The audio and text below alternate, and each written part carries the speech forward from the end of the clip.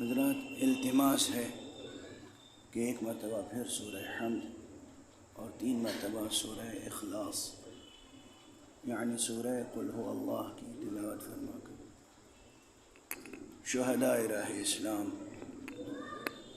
اور جملہ علماء و فقہائے مرحومین اور جملہ مؤمنین و مؤمنات مرحومین و مرحومات، خصوصاً جو اس مومنین کے شہر و مومنین کے اس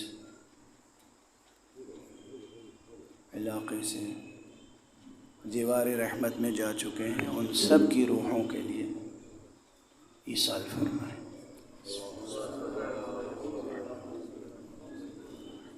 جملہ مومنین مومنات کے لیے سورہ فاتحہ۔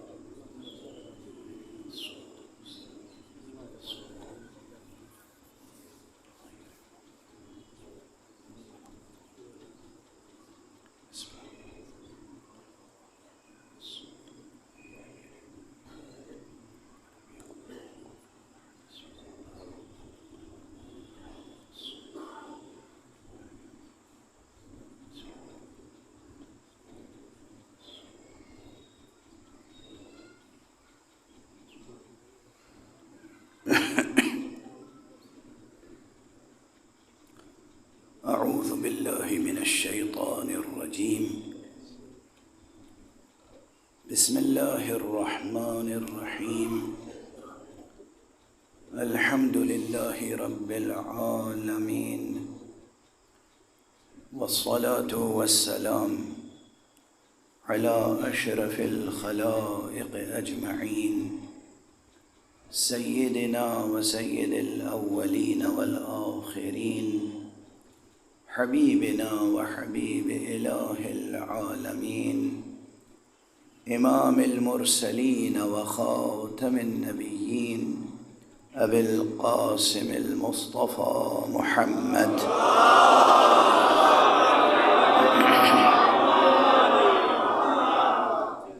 وعلى اہل بیتہ الطیبین الطاہرین الہداة المہدیین المعصومین المظلومین، واللعنة الدائمة على أعداء الحق والدين، أما بعد فقد قال الله تعالى عز اسمه في محكم كتابه ومتقن خطابه، بسم الله الرحمن الرحيم، إنا نحن نحيي الموتى ونكتب ما قدموا وآثارهم وكل شيء أحصيناه في إمام مبين، صدق الله العلي العظيم۔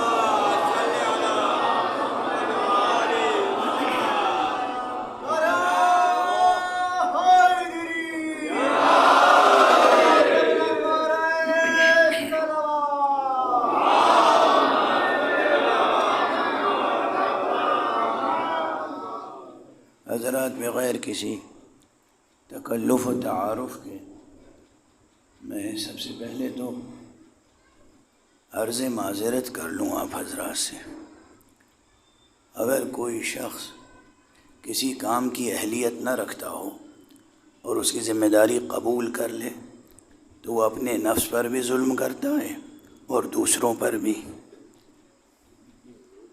اور یہ خطا مجھ سے ہوئی ہے کہ بہرحال کم سے کم اس وقت تو میں اہلیت نہیں رکھتا تھا، صحت کے اعتبار سے بھی اور ویسے بھی، کہ اس علماء اور شعراء اور ارباب ذوق کی نورانی مجلس میں بیان فضائل و مصائب کا حق ادا کر سکوں، لیکن پھر بھی اس کوتاہی کا جو کچھ بھی ذمہ دار ہوں وہ میں ہوں، اور اگر اس مجلس کا کچھ ثواب ہے تو وہ جناب مولانا سید جابر جوراسی صاحب کو ملے گا، اور آپ حضرات کو جن کے اصرار سے میں نے اس مجلس کا وعدہ کر لیا۔ مجلس خود اولاً آپ حضرات کے سامنے میں کیا عرض کروں گا، یہ لفظ مجلس ڈکشنری کے مقبرے میں بالکل بے جان پڑا ہوا تھا۔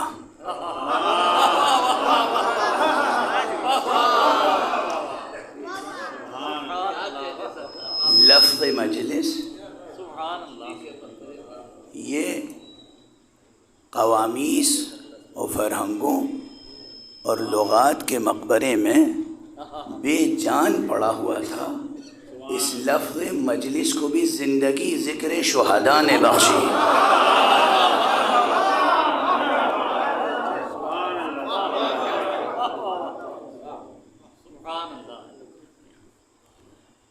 یہ جو ایک اب وہ یوٹیوب پر بھی محفوظ ہے اور ہر جگہ محفوظ ہے، لیکن جو ہمارے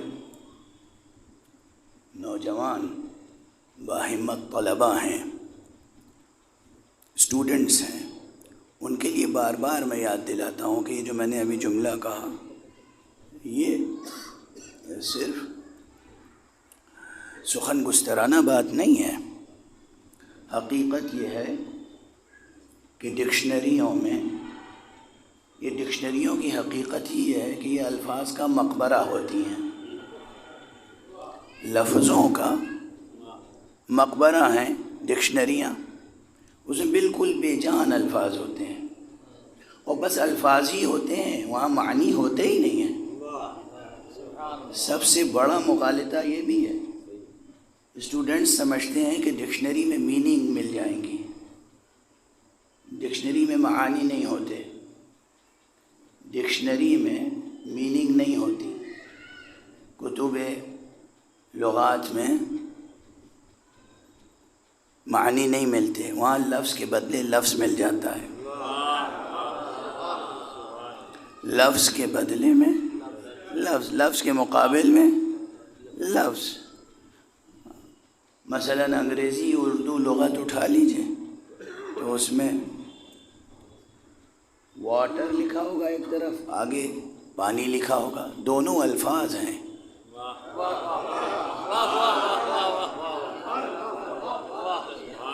واٹر جو ہے یہ انگریزی زبان کا لفظ ہے اور پانی اردو یا ہندی زبان کا لفظ ہے، دونوں لفظ ہیں، معنی آپ کو ڈکشنری میں نہیں ملیں گے۔ اگر ڈکشنری میں معنی مل جائیں تو یہ ڈکشنری باقی ہی نہیں رہے گی، اس کا وجود تحلیل ہو جائے گا۔ اسی طرح لفظ فائر ہے، مثلا اس کے آگے آگ لکھا ہوا ہے، آتش، آتش یا آگ، یہ کیا معانی ہے؟ فائر انگریزی زبان کا لفظ ہے اور آتش فارسی کا، اور آگ اردو اور ہندی کا، یہ سب الفاظ ہیں، معنی نہیں ہے ڈکشنری میں۔ اگر وہاں آگ ہو تو کتاب جل کے راکھ ہو جائے۔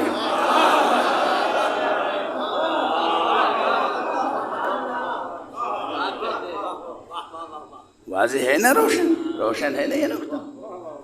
تو ڈکشنری میں کبھی معنی تلاش نہ کیجیے گا، معنی ہمیشہ جہان معنی میں ہوتا ہے، معنی کا عالم کچھ اور ہے، یہ کاغذ پر الفاظ ہوتے ہیں۔ اسی لیے یاد رکھیے کہ قرآن مجید کے معانی بھی مفسرین کی لکھی ہوئی تفسیروں میں تلاش نہ کیجیے گا، اس لیے کہ کتاب میں ہمیشہ الفاظ ہی ملیں گے۔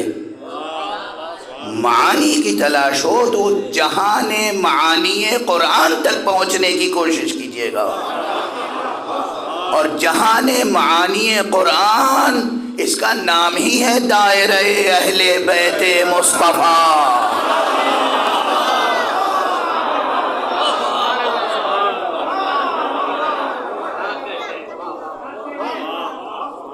قرآن مجید کے کسی بھی لفظ کے معنی تلاش کرنے ہوں تو ڈکشنری میں نہ تلاش کیجیے گا، ڈکشنری میں لفظ کے بدلے لفظ مل جائے گا، معنی نہیں ملیں گے۔ اور تفسیروں کا بھی حال یہی ہے، تفسیر الفاظ کا مجموعہ۔ گزشتہ کئی شبوں سے اس سلسلے سفر میں قرآن مجید کی یہی ایک آیت ذہن و قلب پر چھائی ہوئی ہے۔ یہ میری کیفیت ہوتی ہے، کبھی کبھی یہ کیفیت ہوتی ہے کہ کئی مہینے مسلسل بس ایک آیت کی فضا میں گم رہتا ہوں، چھائی رہتی ہے طبیعت پہ وہ آیت۔ وہ آج کل یہی آیت دل و دماغ کو مسخر کیے ہوئے ہے، انا نحن نحیی الموتى۔ آواز کس کی ہے یہ؟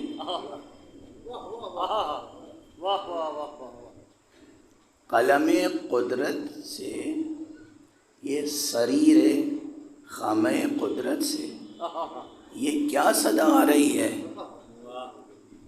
یہ قلب مشیت کی آواز ہے۔ یہ قرآن مجید کے قلب سورہ مبارکہ یاسین کی وہ آیت ہے جس کے آہنگ پر توجہ کریں۔ عرض کر چکا ہوں لکھنؤ میں، اس سب کو دہرانا نہیں ہے، معلوم ہوتا ہے کہ واقعاً دل دھڑک رہا ہے۔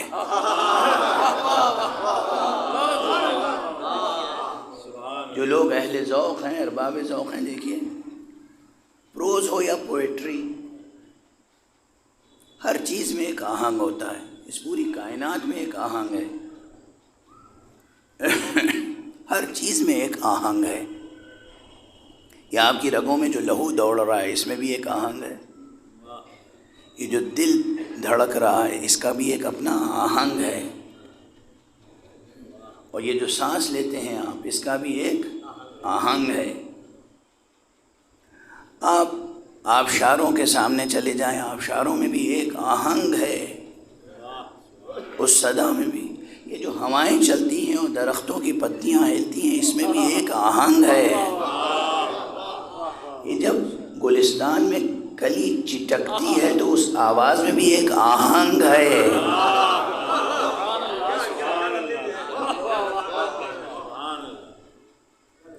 تو مختلف طرح کے آہنگوں سے یہ عالم ہستی گونج رہا ہے، معمور ہے یہاں، لیکن اس پر سب سے غالب آہنگ جو ہے وہ قرآن مجید کا آہنگ ہے۔ اور قرآن مجید میں اس مقام پر تو بالکل صاف محسوس ہوتا ہے، انگریزی میں لٹریری اصطلاح ہے کیڈنس۔ پروسوڈی جو ہے یہ عروض ہے، علم عروض، کہ جس پر آپ شعر کے مصروں کو وزن کرتے ہیں، اس کے آہنگ کو، اور کیڈنس جو ہے یہ ایک طرح کا پروز یعنی نثر کا آہنگ ہے۔ تو نثر میں بھی آہنگ ہوتا ہے اور نظم میں بھی، دونوں میں امتیاز ہے۔ قرآن مجید کی نثر کے آہنگ کو یہاں پر اگر آپ دیکھیں گے تو بالکل معلوم ہوگا جیسے دل کے دھڑکنے کی آواز ہے۔ انا نحن نحیی الموتى، ہم ہیں ہم جو مردوں کو زندہ کرتے ہیں۔ اس فقرے پر بھی 6-7 دنوں میں بہت کچھ گفتگو ہوئی ہے، لیکن ابھی بہت کچھ کہنا باقی ہے، لیکن اب آج اس پر کچھ نہیں عرض کروں گا۔ اس کے آگے وَنَكْتُبُ مَا قَدَّمُوا وَآثَارَهُمْ وَكُلَّ شَيْءٍ أَحْصَيْنَاهُ فِي إِمَامٍ مُبِينٍ۔ اس آیت میں جو مضمون ہے وہ فلسفہ الہیات کے دقیق ترین مسائل پر محیط ہے۔ لفظی موشگافی سے شروع کریں گفتگو۔ اب ظاہر ہے انا نحن نحیی الموتى کی طرف واپس نہیں جاؤں گا، اس لیے کہ اس کی گنجائش نہیں ہے وقت میں، اور یہ اس سلسلے کی گویا آخری مجلس، ورنہ ابھی انا میں بھی بحث باقی ہے، صرف انا، اور نحنو میں بھی بحث باقی ہے، اور موتا اور نحیی، اس سب میں ابھی بہت گہری بحثیں موجود ہیں۔ یعنی یہاں پر علم کلام کے نقطہ نظر سے حقیقت افعال الہیہ پر ذہن کو متوجہ کیا ہے قرآن مجید نے. ایک ہے ذات الہی، ذات، ایک ہے پھر اس کے صفات، پھر ہے اس کے اسماء، پھر ہے اس اسماء کے مظاہر، ادھر ہے صفات، صفات کے مظاہر، اور پھر ہے افعال الہیہ، فعل حق، فعل حق. واضح ہے؟ یہ فعل حق جو ہے اس پر توجہ طلب ہے. یہ آیت نحیی فعل ہے یا نہیں؟ سبحان اللہ. انا نحن نحیی الموتى، ہم ہیں ہم. جب کہا ہم ہیں، پہلا کہا جب ہم ہیں ذات کی طرف توجہ دلائی، اور جب دوہرا کے کہا ہم ہیں ہم تو ذات کے ساتھ صفات کی طرف توجہ دلائی. مگر یہاں مقام اجمال میں ہے، یہاں مقام اجمال میں ہے. نحنو جمع کی ضمیر ہے نا، تو تمام صفات کی طرف توجہ دلائی مگر اجمال کے ساتھ.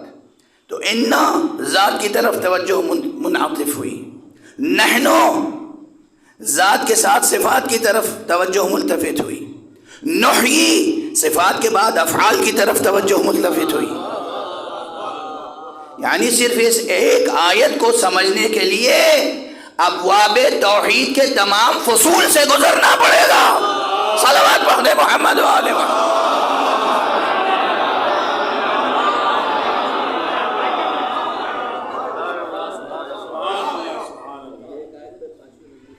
انا نحن نحیی الموتى، ہم ہیں ہم جو مردوں کو زندہ کرنے والے ہیں.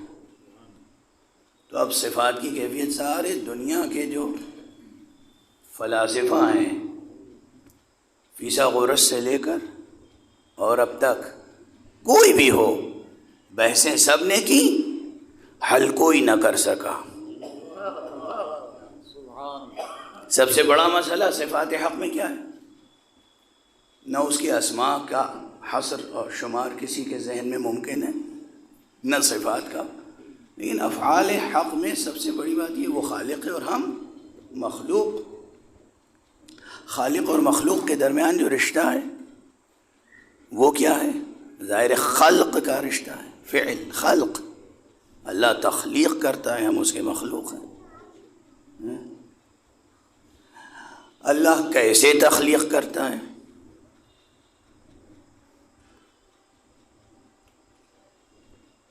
وہ قدیم ہے اور ہم حادث ہیں. حادث اور قدیم میں رشتہ کیسے قائم ہو سکتا ہے؟ یہ خود ایک مسئلہ ایسا ہے کہ جس نے میر باقر داماد و ملا صدرہ تک، ان سے پہلے سے ان کے بعد تک تمام فلاسفہ کو مشغول کر رکھا ہے کہ حادث اور قدیم کا رشتہ ہے کیسے برقرار، مجرد اور مادی کا رشتہ ہے کیسے برقرار. یہ معمولی بحثیں نہیں ہیں. عموماً مدرسوں میں ہوتی ہیں، ممبروں پہ نہیں ہوتی، مگر میں ممبروں پر اشارہ اس لیے ضرور کرتا ہوں کہ جیسے آپ بزرگ شاعر، آپ حضرات ابھی مولانا، آپ حضرات جو اشعار فرما رہے ہیں، صدیوں کی علمی ریاضتوں کے نتیجے میں پیدا ہونے والی فکروں اور وسیع ہونے والے دامان تخیل کی عطا ہیں آپ کے اشعار.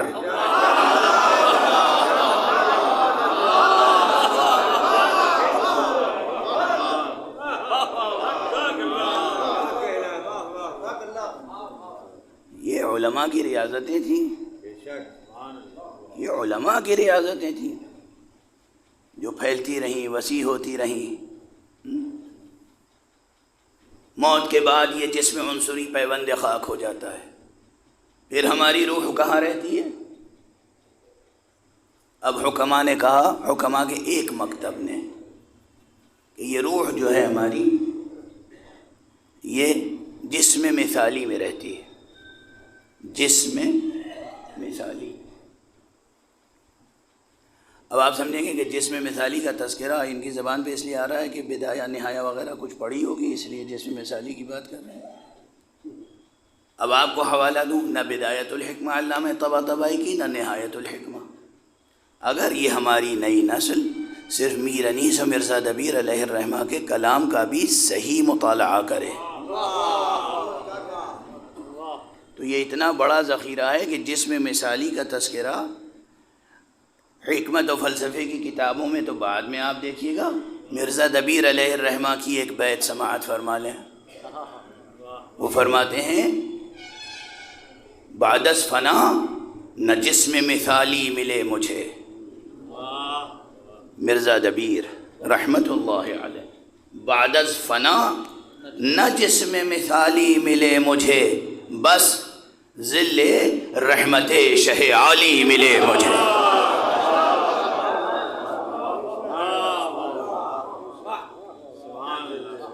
یہ دو مصرے ہیں مرزا دبیر کے، مگر کہاں سے کہاں لے گئے ذہن کو، وہ بھی جسم مثالی۔ اب آج کسی یونیورسٹی میں اردو میں ایم اے کرنے والے طالب علم کے سامنے یہ بیت رکھیے، کہیے اس کی شرح کرو۔ اگر واقعاً کسی اچھے استاد نے اس سے پڑھا ہے تب تو بات اور ہے، ورنہ وہ جسم مثالی پہ آگے ٹھہر جائے گا، یہ کیا چیز ہے؟ لیکن آپ کی مرضیوں میں موجود ہے۔ کہاں سے آیا؟ مرزا دبیر اور میر انیس علیہ الرحمہ کن بزرگ علماء کی صحبتوں میں بیٹھتے تھے؟ خود میر انیس علیہ الرحمہ بھی مفتی میر عباس صاحب سے کیا رشتہ تھا ان کا؟ اس زمانے کے علماء کے آگے اپنے زمانے کا شاعر اعظم، لیکن علماء کے سامنے کس ادب سے، کس خضوع سے، کس خشوع سے بیٹھتے تھے۔ اور بہت سے شعراء کا تو یہ عالم تھا کہ اپنے زمانے کے مستند علماء سے تنہائی میں مل کر پہلے اپنا کلام سناتے تھے، پھر کہتے تھے اجازت ہے مجلس میں پڑھ دو۔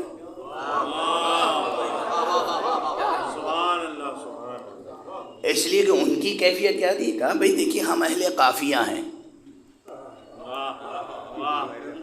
ہم اہل قافیہ، یہ فقرہ تھا نا، جو اہل فن شعراء ہیں اہل قافیہ ہیں، جو اہل قافیہ نہیں ہے وہ شعر کیا کہے گا؟ اہل فن، ہم تو اہل قافیہ ہیں، ہم تو قافیے باندھنا جانتے ہیں، لیکن عقدہ افکار کو کھولنا تو آپ کا کام ہے۔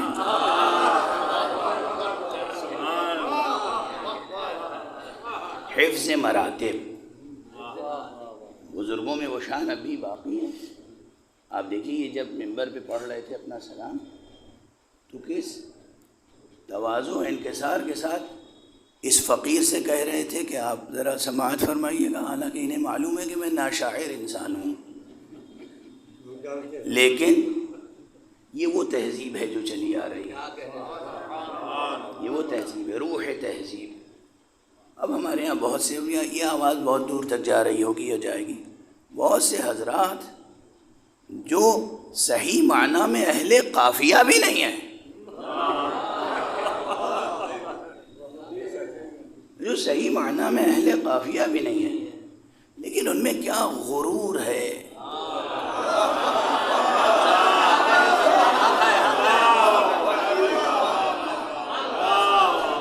کیا تکبر ہے۔ اچھا یہ جانتے ہیں یہ غرور اور تکبر ہوتا کیا ہے؟ یہ غرور اور تکبر دونوں جڑواں بھائی بہن ہیں، اور یہ پیدا ہوتے ہیں جہل سے۔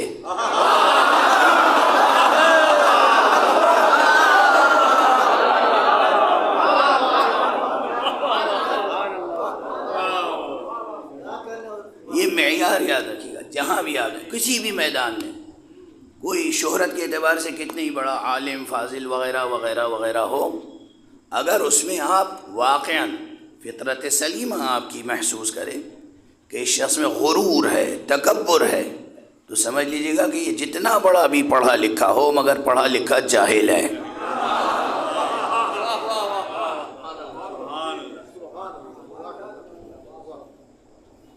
کہیں ایک آنچ کی کسر ضرور رہ گئی ہے. علم جزو وجود نہیں بنا ہے. آب حیات علم اس کے ظرف سفالی میں جذب نہیں ہو سکا ہے.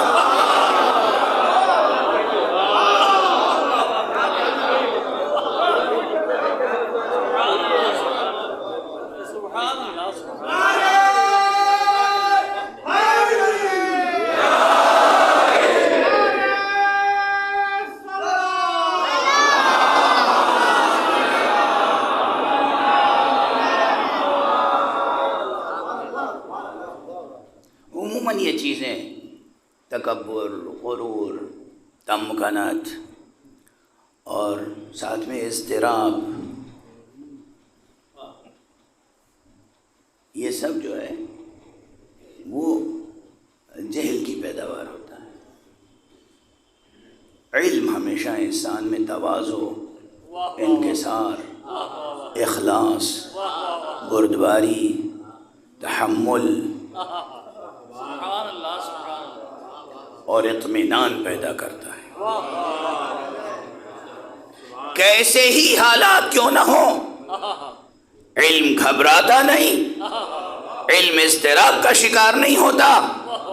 جنگ بھی اگر ہو رہی ہو تو میدان جنگ میں بھی یہ علم ہے جس کے قدم تھمے رہتے ہیں، وہ جہل ہے جو بھاگتا ہوا نظر آتا ہے.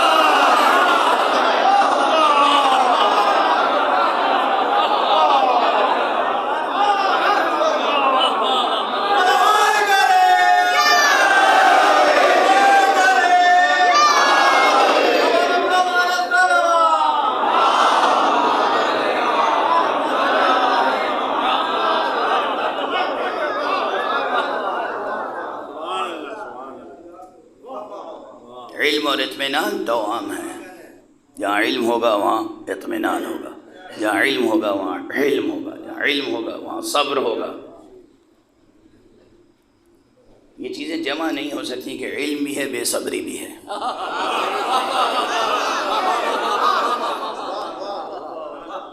علم بھی ہے بے صبری بھی ہے. نہیں، ایسا نہ کیجیے. بہرحال یہ تو درمیان میں باتیں آ گئیں. عرض یہ کر رہا تھا برسبیل تذکرہ.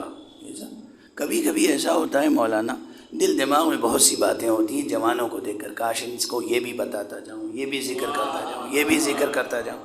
تو پوری تقریر جو ہے وہ جملہ معترضہ سے شروع ہوتی ہے، جملہ معترضہ پہ ختم ہو جاتی ہے. کبھی کبھی یہی کیفیت میرے ساتھ تو اکثر یہ کیفیت ہوتی ہے کہ وہ اصل مضمون جو ہے وہ بس رمق جان کی طرح باقی رہتا ہے جسد تقریر میں، اور پوری تقریر کا پیکر جو ہے وہ جملہ معترضہ سے بنتا ہے. کبھی کبھی یہی ہوتا ہے. بہرحال یہ بات زبان پر آ گئی تھی کہ جو یہ فقیر عرض کرتا ہے کبھی کبھی کچھ بوجھل اصطلاحیں، بعض مباحث تو ہیں، لیکن قدیم شعراء کا جو کلام ہے، ادبا کا ریفرنس بار بار شعر و ادب کا اس لیے دیتا ہوں کہ یہ واقعاً ربط ہے جوہر علم میں اور مظہر علم میں. شعر و ادب، کلاسیکی شعر و ادب، اور پھر بارہ بنکی اور زید پور اور یہ علاقے وہ ہیں کہ جہاں ہمیشہ ایک تاریخ تابناک اہل زبان اور اہل قافیہ حضرات کی،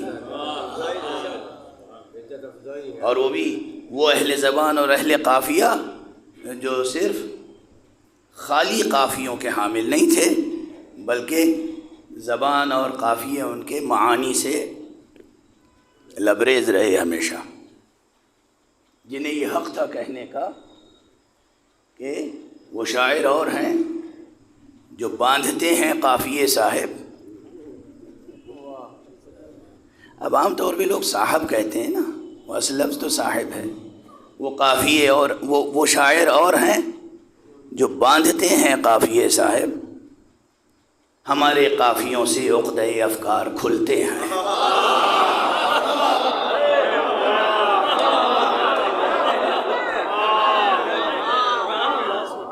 وہ شاعر اور ہیں وہ شاعر اور ہیں جو باندھتے ہیں قافیے صاحب. ہمارے قافیوں سے عقدۂ افکار کھلتے ہیں.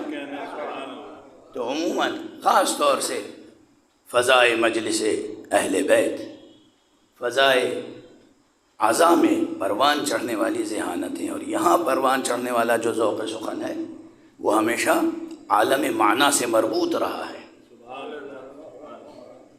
اور اسی لیے ان بزرگوں کے یہاں یہ چیزیں موجود ہیں.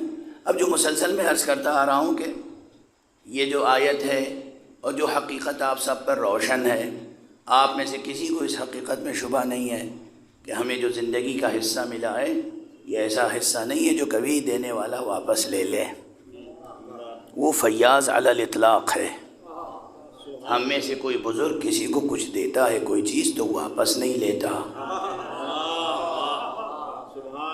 اور یہ احکام فقہیہ میں سے احکام ہبہ اور احکام عطیہ کی باب پڑھ لیجئے، چاہے علوم عامہ ہو یا اس سے اوپر کی کتابوں میں. تو ہبہ اور عطیہ کے احکام میں یہ بھی ہے، کسی نے کسی کو اگر کوئی آپس میں رشتہ نہیں ہے کچھ دیا تو اس کے کبھی ہبہ جو ہے وہ عوض کے مقابل میں ہوتا ہے، کبھی ہبہ جو ہے وہ عوض کے مقابل میں نہیں ہوتا. اس کے اپنے احکام ہیں. وہ عقد لازم ہے، گویا عقد جائز ہے. اور کبھی یہ ہوتا ہے کہ باپ نے کوئی چیز بیٹے کو ہبہ کر دی، سگے بھائی نے سگے بھائی کو ہبہ کر دی. یہ ہبہ جو اولو الارحام میں ہے جہاں نزدیکی رشتہ ہے، یہ عقد جائز نہیں عقد لازم ہو جاتا ہے. دے دیا اس کا ہو گیا، آپ واپس نہیں لے سکتے. واضح ہے؟ جہاں رشتہ بہت نزدیک کا ہو تو جو دے دیا واپس نہیں لے سکتے. جس اللہ نے یہ شریعت نازل کی ہے اس سے ہمارا رشتہ کتنا مضبوط ہے. خالق اور مخلوق کا رشتہ ہے، باپ اور بیٹے کے رشتے سے زیادہ بڑھ کر، ہر اعتبار سے، باطنی اعتبار سے بھی، ظاہری اعتبار سے بھی. اور وہ ظاہری اعتبار سے بھی اور باطنی اعتبار سے وہ کہتا ہے ہم تمہاری رگ حیات سے زیادہ نزدیک تر ہیں. اتنا نزدیک کا رشتہ رکھنے والا کوئی چیز دے کر واپس کیوں لے گا؟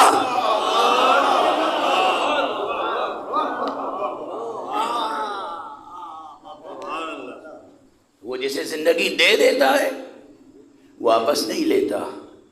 تو پھر بات وہیں پہنچی اتنی گھوم پھر کے، یعنی موت فنا کا نام نہیں ہے. زندگی اس نے دی ہے، یہ ہمارے اور آپ کے ذوق اور ہمارے اور آپ کے اہتمام اور ہماری اور آپ کی قدر دانی اور قدر شناسی پہ منحصر ہے کہ اس کا یہ دیا ہوا حصہ زندگی، اس کا دیا ہوا یہ تحفہ زندگی، اس کی دی ہوئی یہ شے ہم کس قدر سنبھال کے اور کتنا سجا کے سنوار کے رکھتے ہیں. کوئی غیر معمولی شخص کوئی معمولی سا شخص معمولی سی چیز آپ کو دے دے، آپ اسے اپنے گھر میں کوئی بہت اہتمام سے نہیں رکھتے. لیکن کوئی غیر معمولی شخص آپ کو انعام اکرام کے طور پر، ایوارڈ کے طور پر کوئی بہت نفیس و قیمتی شے دیں، آپ اسے سجا کے رکھتے ہیں. کبھی کبھی اس کو سجا کے رکھنے کے لیے اس طاق کو سجاتے ہیں جس میں وہ رکھنا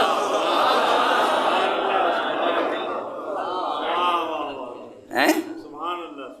جو بچے یونیورسٹیز میں پڑھتے ہیں گولڈ میڈل اور یہ اور وہ بہت بڑے بڑے انعامات لاتے ہیں، یا ایون یعنی ملازمتوں میں، نوکریوں میں، جہاں بھی زندگی کے میدان میں انہیں انعامات اکرامات ملتے ہیں، ان کے ڈرائنگ روم میں جائیے، سجا ہوا ڈرائنگ روم ہوتا ہے اور وہاں وہ انعامات اکرامات سجے ہوئے ہوتے ہیں.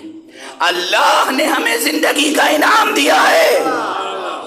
ہمیں اس زندگی کی قدردانی کے لیے اس روح کی بھی قدر کرنی ہے، اور روح کو باقی رکھنے کے لیے اس دنیا میں اس طاق جسم کو بھی سجا کے رکھنا ہے.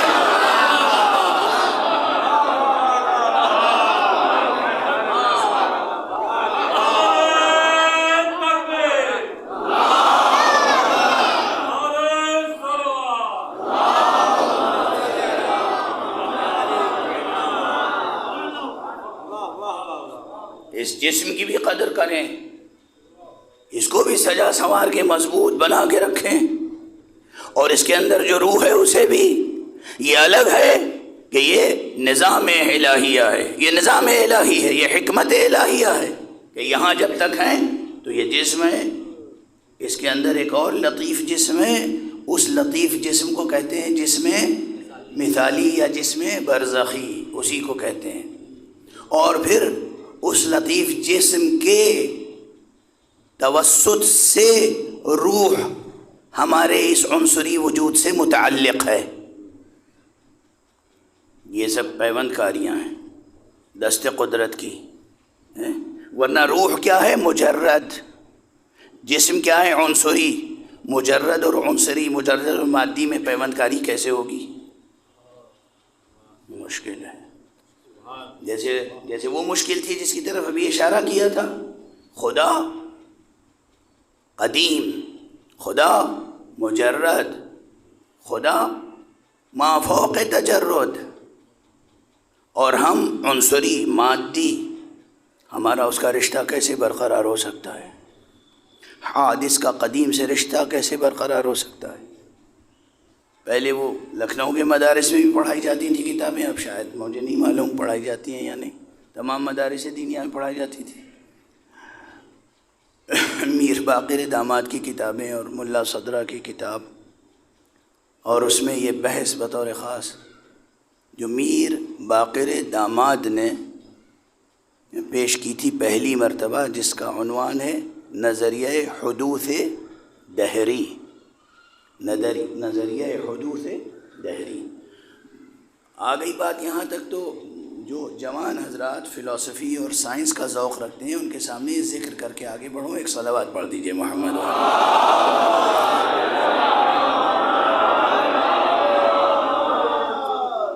یہ نظریہ حدوث دہری ہے کیا؟ آپ کہیں گے کہ سبحان اللہ، واہ واہ، پھر یہ موضوع لانے کی کیا ضرورت تھی؟ مگر تھی. آج جو یہ موضوع میں پیش کر رہا ہوں، کل یہ آپ کے حسین شعر میں ڈھل جائیں گے، اور ان مضامین کے توسط سے بہت سے ابواب فضائل روشن ہوں گے. بہت سی روایتیں جو معصومین علیہم الصلاۃ والسلام کے معجزات کے تعلق سے ہیں وہ سمجھ میں آئیں گی. اب اس دور میں لوگ بڑھتے چلے جا رہے ہیں جو معصومین کے معجزات کے منکر ہو رہے ہیں. اصلاً معجزات کے منکر ہو رہے ہیں، کلمہ گو ہیں مگر معجزات کے منکر ہیں. بعض تو ہمارے ہاں کلمہ گو میں بھی اب بہت سوچ کے کہنا پڑتا ہے. کچھ ہیں جو ایک ہی کلمہ پڑھ رہے ہیں، اب کچھ ہیں جو دو کلمہ پڑھ رہے ہیں، ہاں، اور کچھ ہیں جو 3 کلمہ پڑھ رہے ہیں، کچھ ہیں جو 6 کلمے پڑھ رہے ہیں، اور کچھ ہیں جو ایک ہی کلمہ پڑھ کے ساری حقیقت تک پہنچ جاتے ہیں، کچھ ہیں جو 6 پڑھ کے کسی حقیقت تک نہیں پہنچتے. یہ سب حالات ہیں. تو گفتگو کرتے وقت بہت کچھ سوچ سمجھ کے گفتگو کرنی پڑتی ہے. اہل کلمہ ہو کر، اہل کلمہ لا الہ الا اللہ ہو کر کوئی شخص معجزات کا انکار کرے، کیونکہ یہ بات سمجھ میں نہیں آتی، ممکن نہیں ہے، امپاسبل ہے، سائنٹیفیکلی امپاسبل ہے. جو شخص کسی پاسبل کو سائنٹیفیکلی امپاسبل کہے، اس کے معنی یہ ہے کہ وہ ادھورا سائنٹسٹ ہے، وہ خود سائنس کا مکمل شعور نہیں رکھتا. بہرحال اب ٹھہر کے یہ سب میں نے اشارہ کر دیا نا، آپ کا ذہن بیدار ہے تمام ابعاد کی طرف کہ اگر یہ گتھی سلجھ گئی، یہ نقطہ سمجھ میں آ گیا تو بہت سے معجزات بھی سمجھ میں آئیں گے. وہ معجزات الہیہ جو انسانی زندگی میں موجود ہیں وہ بھی سمجھ میں آئیں گے، اور وہ معجزات الہیہ جو انبیاء اور ائمہ کے ہاتھوں پر ظاہر ہوئے وہ بھی سمجھ میں آئیں گے. یہ بات اگر سمجھ لیجئے جو کانسیپٹ آف ٹائم یا حقیقت وقت سے متعلق ہے. حادث اور قدیم، قدیم کسے کہتے ہیں؟ جو ہمیشہ سے اور ہمیشہ رہے گا،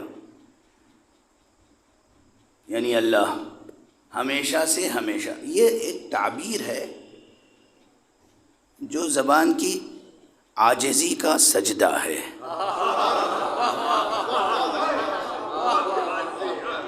یا زبان و بیان کا عاجزانہ سجدہ ہے اس حقیقت سرمدی کے سامنے. ہم سب علم کلام کی کتابوں تک تو ایک وہ ہے جو ہمیشہ سے ہمیشہ ہے، اور ہم ارے سچی بات تو یہ کہ نہ تھے نہ ہیں نہ ہوں گے. اچھا چل لیجیے، مان لیجیے اس وقت ہیں ہم، مگر 50-60 برس پہلے 70 برس پہلے ہم تھے نہیں تھے، اور 10-20 برس بعد ہم ہوں گے نہیں ہوں گے. ہوں گے تو ابھی ذرا یہ تعلیمی مجبوریاں ہوتی ہیں، تھے بھی اور ہوں گے بھی. ہو گئی نا بات؟ ہاں، بہت جلدی نہیں فیصلہ صادر کرنا چاہیے. ایک جملہ عرض کروں، آپ حضرات کا وجود بہت قیمتی ہے. ہمارا آغاز ظرف علم الہی اور دامن مشیت الہیہ سے شروع ہوتا ہے. ہمارا وجود، ہمارا آغاز اور ہمارا انجام سایہ رحمت الہیہ ہے. تو ہماری ہستی کا سفر علم الہی سے رحمت الہی تک ہے. صلوات پڑھ دیجیے گا محمد و آل محمد.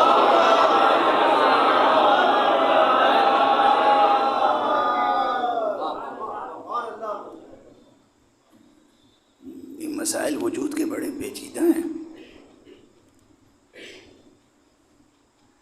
یہ پیچیدگی اگر حل نہیں ہوتی تو انسان شطحیات کہنے لگتا ہے. ورنہ ہمارا وجود ظاہر 50-60 برس نہیں تھا، پہلے نہیں تھا. عدم وجود میں بدل ہی نہیں سکتا.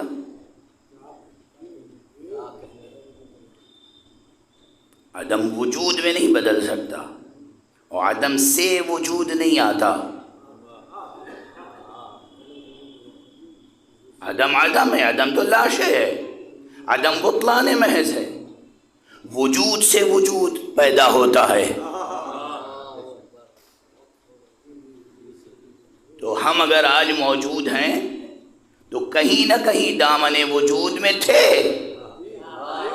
اور کہیں نہ کہیں دامن وجود میں رہیں گے. اس لیے کہ عدم وجود میں نہیں بدل سکتا، وجود عدم میں نہیں بدل سکتا. تو ہم تھے دامن علم الہی میں اور رہیں گے سایہ رحمت الہی میں. یہ ایک الگ بحث ہے، لیکن اسی بحث کو اب دامن علم الہی میں سب کچھ تھا. سب سے پہلے جو ظاہر ہوا اس نور کا نام محمد ہے صلی اللہ علیہ وآلہ وسلم.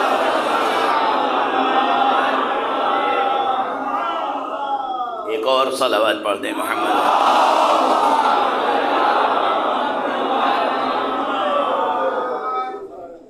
چلیے ٹھہر. تو بات تو یہ نکل آئی تھی نا کہ قدیم اور حادث میں رشتہ کیسے، خدا میں اور ہم میں رشتہ کیسے، آخر فعل الہی، اور کیسے رہیں گے ہم آئندہ، اور کیسے ہیں اس وقت. یہ فلاسفرز کے درمیان بہت مشکل ہے. علم کلام میں بھی زمانے موہوم اور زمانوں ٹائم ہے کیا آخر. جب ہم کہتے ہیں کب سے، تو اس کب سے پہلے بھی زمانہ تھا یا نہیں؟ اگر کہیں ہاں اس زمانے سے پہلے بھی زمانہ تھا، یعنی زمانے سے پہلے زمانہ تھا. اب یہ سب پیچیدگیاں تو بس اشارہ کر کے آگے بڑھ جائیں، ہے نا. میر باقر داماد نام کے ایک فلسفی گزرے، جو فلسفی بھی تھے، عالم بھی تھے، فقیہ بھی تھے، مفسر بھی تھے، اور تفسیر صحیفہ سجادیہ بھی لکھی ہے انہوں نے، اور اپنے وقت حکیم کامل. انہوں نے ایک حقیقت بیان کی ہے، اور اس کے بعد ان کے اس کلام کو سمجھنے کے لیے دوسرے حکماء نے ذرا کم لطفی سے کام لیا، حتیٰ کہ ان کے شاگرد نے بھی. وہ کہتے ہیں کہ اس عالم ہستی میں یہ جو نظر آ رہی ہے ہماری آنکھوں سے، دو طرح کی چیزیں نظر آتی ہیں. کچھ ہیں جو ثابت ہیں اور کچھ ہیں جو متغیر ہیں. کچھ چیزیں جو ثابت ہیں، کچھ چیزیں ہیں جو متغیر، مسلسل اس میں تغیر ہے.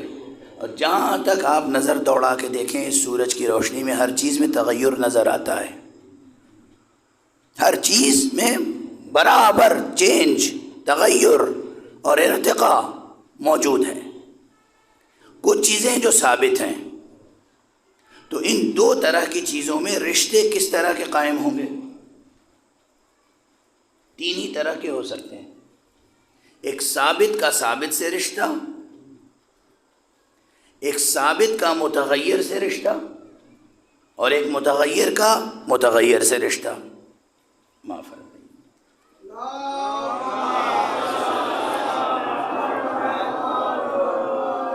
واضح ہے؟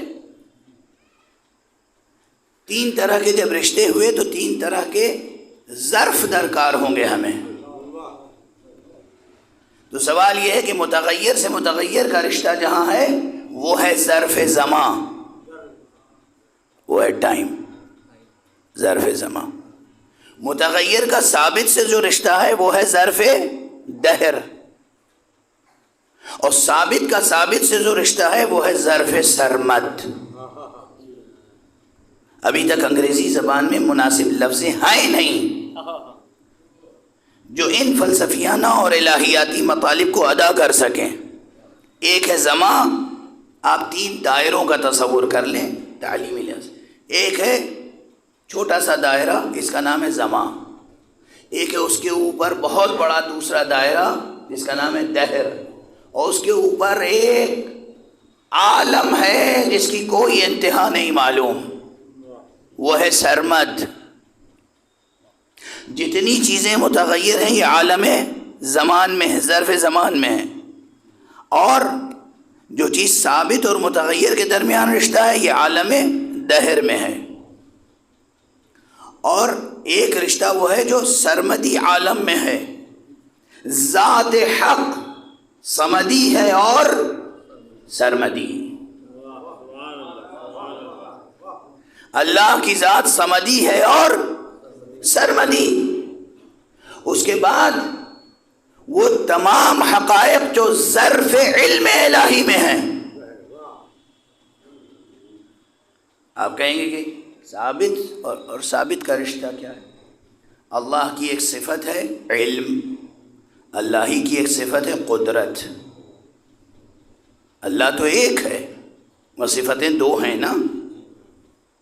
علم کا قدرت سے رشتہ کس عالم میں ہے؟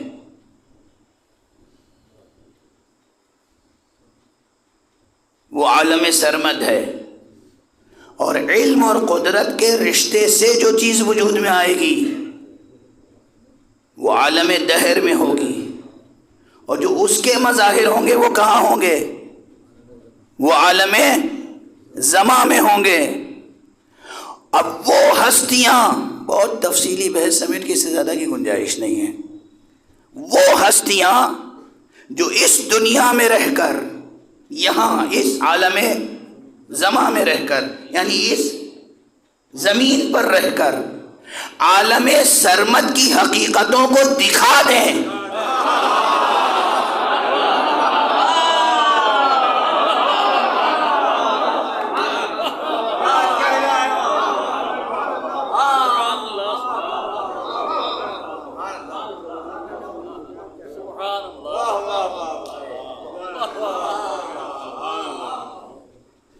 اتنی دیر سے آپ سوچ رہے ہوں گے کہ یہ سب کون سا سبق پڑھا رہے ہیں، کیا یہ زمان اور سرمد ہوتا ہے. یہ میر باقر داماد کو اصفہان سے اٹھا کے یہاں کیوں لے آئے ہیں اس وقت؟ جب کوئی اعتراض کرے آپ پر تو آپ اسے یہ بتائیں کہ آپ کا کانسیپٹ آف ٹائم کلیئر نہیں ہے، آپ ٹریلوجی آف ٹائم سے واقف نہیں ہیں، آپ جانتے نہیں کہ زمان اور دہر اور سرمد کے عوالم ایک دوسرے سے کیسا ربط رکھتے ہیں. اور ہمارے یہاں امیر المومنین علی ابن ابی طالب علیہ السلام.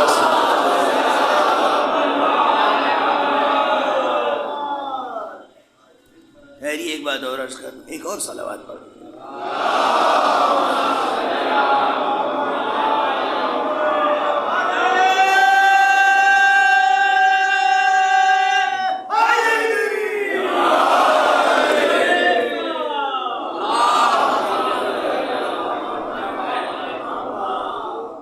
تھوڑی سی اور مشکل کو سمجھ لیجیے. میں 2-1 مجلسوں میں کہہ چکا ہوں کہ یہ عالم جو ہے، یہ عالم ظاہری، یہ ہے عالم تضادات، یہ ازداد کا عالم ہے. عنصری عالم، مادی عالم میں ازداد بہت ہیں. یہی نہیں صرف کہ خیر و شر میں ضد ہے، خیر کے مختلف مظاہر میں بھی آپس میں ازداد کا رشتہ ہے. یہ اس عالم کی مجبوری ہے، یہ اس عالم کی مجبوری. یہ اسی لیے اس کو کہتے ہیں تنگ نائے دہر.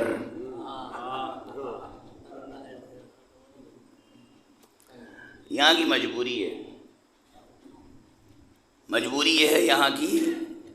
زمان کیا ہے؟ زمانی حقیقتیں و مکانی حقیقتیں کیا ہو جاتی ہیں؟ یہاں ان میں تکثر کے ساتھ وحدت، وحدت کے ساتھ تکثر ممکن نہیں ہے. یہاں ہمارے آپ کے لیے، میں یہاں مجلس پڑھ رہا ہوں اس وقت، یہ ممکن نہیں ہے کہ اسی وقت، بالکل اسی وقت، آج ہی اسی وقت، اسی تاریخ میں. کیا تاریخ ہے؟ 29 تاریخ جون کی رات کے 10 بجے فقیر عقیل بارہ بنکی میں بھی مجلس پڑھ رہا ہو، لکھنؤ میں بھی مجلس پڑھ رہا ہو، علی گڑھ میں بھی مجلس پڑھ رہا ہو، دلی میں بھی پڑھ رہا ہو، لندن میں بھی پڑھ رہا ہو. یہ ممکن نہیں ہے، واقعاً ممکن نہیں ہے ہم جیسے افراد کے لیے، کیونکہ عالم ہے. لیکن عالم سرمد و عالم دہر میں یہ تکثر ممکن ہے، وہاں ممکن ہے.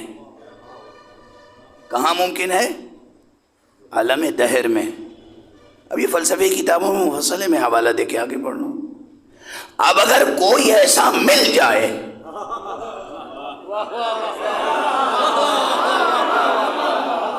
جو یہیں اسی عالم زمان میں ہمیں عالم دہر کے کرامات دکھا دے،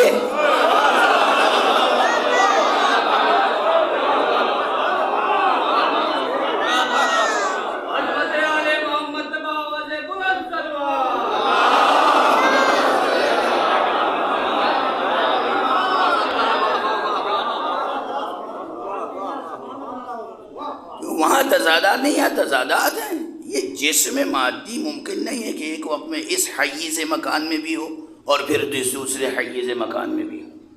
یہ ممکن نہیں. اس جگہ بھی رکھا ہوا اور وہاں بھی رکھا ہوا ممکن نہیں. لیکن اسی زمان و مکان میں اگر کوئی یہ کمال دکھا دے کہ ایک نہیں، 2 نہیں، 40 جگہ اگر اسے بلایا جائے موجود ہو. بہت سے ہمارے حضرات کہتے ہیں یہ روایت ضعیف ہے اور بے سند ہے اور یہ ہے اور وہ ہے. ان شہداء کی تربیت کرنے والا امام راحل حضرت آیت اللہ العظمی، عارف، فقیہ، ولی اللہ جناب امام خمینی رحمت اللہ علیہ نے اپنے مباحث معاد میں اس روایت کا حوالہ دیا ہے اور اسے بطور مسلم قبول کیا ہے. کسی شک و شبہے کی گنجائش نہیں ہے کہ 40 مقامات پر علی ابن ابی طالب کی دعوت کی گئی ایک ہی شب میں، ایک ہی وقت میں، اور وہ تمام جگہوں پر موجود تھے. جو عالم زمان میں عالم دہر اور عالم سرمد کی تجلیاں دکھا دے، اگر وہ امام کائنات نہ ہوگا تو پھر کون ہوگا؟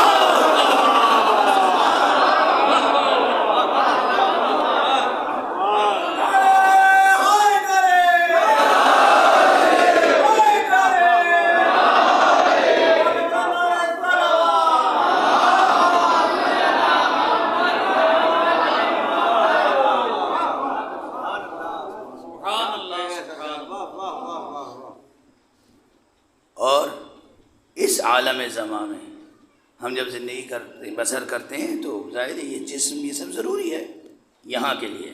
یہاں کے لیے زمین پر چلنے کے لیے زمین جیسی کسی چیز کا بنا ہوا بدن ضروری ہے. فضا میں پرواز کرنے کے لیے وہ لطیف شے چاہیے جو فضا آپ کو پرواز کر سکے، اور ساتھ میں فضا کو اتنی قوی بھی ہو کہ فضا کو چیرتی ہوئی آگے نکل جائے۔ لیکن اس زمین پہ چلنے کے لیے تو زمین جیسی ملتی جلتی سنخیت ہو، سنخیت ہو، ایک جیسی چیز۔ تو یہاں ہم آپ تو ہیں خاک کے پتلے، لیکن حقیقتاً اللہ نے ہماری تربیت کے لیے جنہیں بھیجا تھا ظاہر میں خاک کے پتلے نظر آتے تھے، ورنہ جسم سے لے کر جان تک اور جان سے لے کر جسم تک وہ تو حق سبحانہ و تعالیٰ کے نورانی بندے تھے، نورانی بندے تھے، اور اسی لیے وہ اس عالم زمان پر حکومت کرتے تھے، عالم زمان کے شرائط ان پر حاکم نہیں تھے۔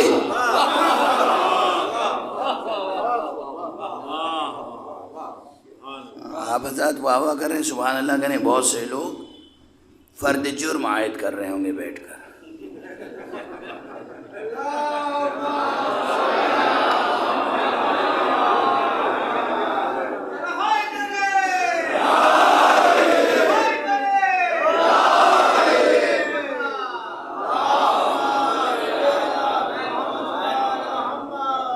یہ غالی ہے، یہ غالی ہے۔ اب بس ایک لفظ پہ اکتفا کر دیتے ہیں، یہ غلو نہیں ہے۔ ان کی مرتبہ شناسی کی راہ میں فکر کریں، اعتکاف کریں، آیات قرآنیہ کو سمجھیں۔ اسی آیت کو انا نحن نحیی الموتى، نحیی الموتى، مردوں کو زندہ کرتے ہیں یا زندہ رکھتے ہیں، کیا ترجمہ کریں؟ اب 5-6 مجلسیں گزر گئیں، مگر یہ طالب علم اس نے ابھی یہ بحث تو نہیں چھڑی۔ ایاک نعبد و ایاک نستعین کے بعد اہدنا الصراط المستقیم، اہدنا، ہمیں راستہ دکھا، ہدایت کا راستہ دکھا یا ہدایت کے راستے پر قائم رکھ، اے دو اہدنا۔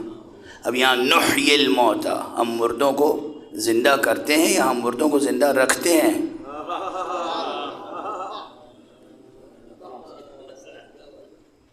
یہ بھی ایک بحث ہے نا، بس اشارہ کر دیا، حال ابھی نہیں کروں گا، الجھا دیا، الجھے رہیے۔ صلوات پڑھیے محمد وعلیہ۔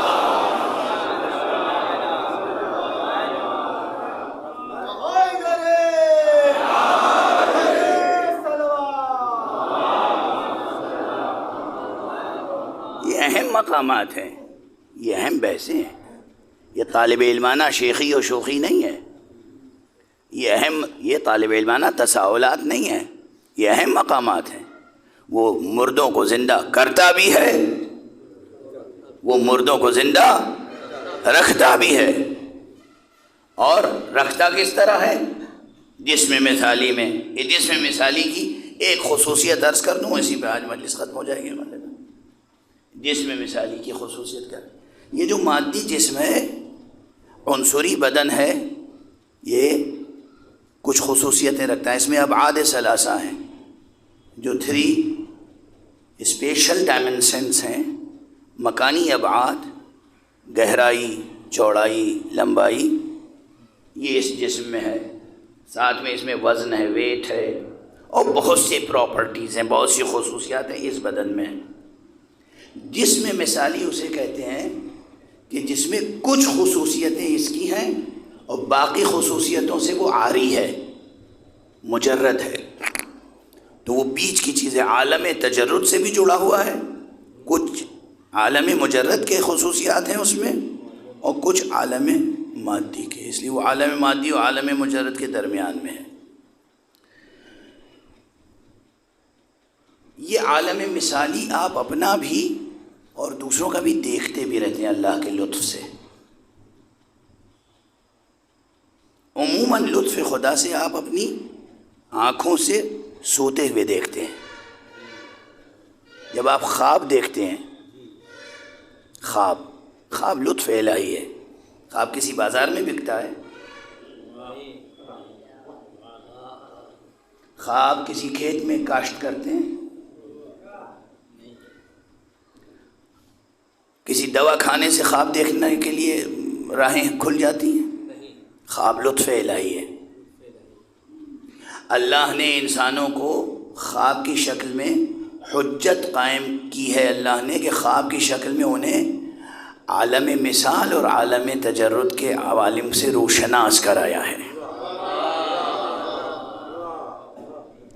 جو خواب دیکھتا ہو اور خواب کو سمجھنے کی بھی کوشش کرے، پھر اس کی عقل کے شایان شان نہیں ہے کہ وہ حیات بعد الموت کا انکار کرے، جنت کا انکار کرے، جہنم کا انکار کرے، برزخی زندگی کا انکار کرے۔ شایان شان نہیں ہے، خلاف عقل بات ہے۔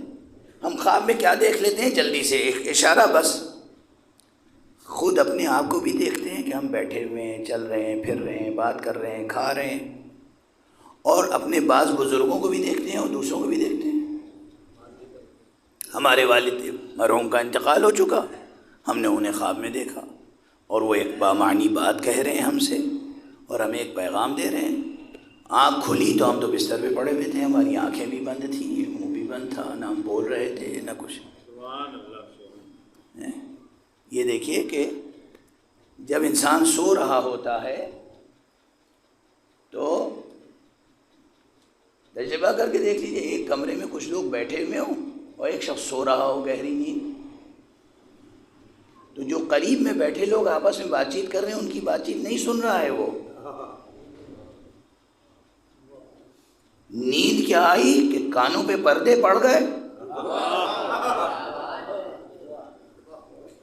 یا کانوں کے پردوں پر مہر لگ گئی، پردہ سماعت اب ادھر کی بات سن نہیں رہا ہے۔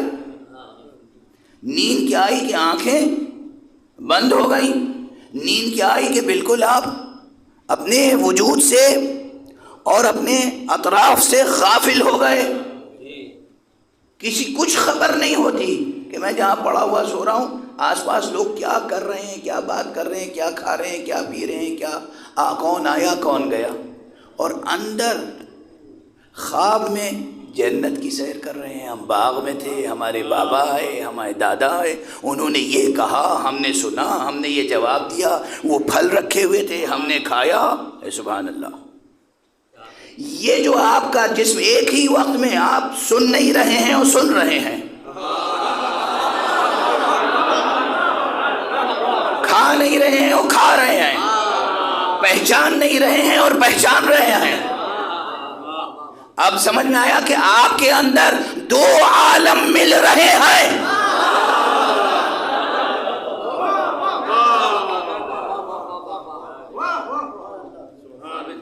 آپ کے اندر دو عالم مل رہے ہیں، بس ہماری آپ کی مجبوری ہے کہ ہم ضعیف البنیان ہیں۔ ہم جب عالم آخرت کی طرف توجہ کرتے ہیں تو عالم دنیا سے بالکل کٹ جاتے ہیں، اور جب عالم دنیا کی طرف ملتفت ہوتے ہیں تو عالم آخرت سے کٹ کے رہ جاتے ہیں۔ جو قوی ہوتے ہیں، علی ہوتے ہیں، وہ برابر سے دونوں عالم پر حکومت۔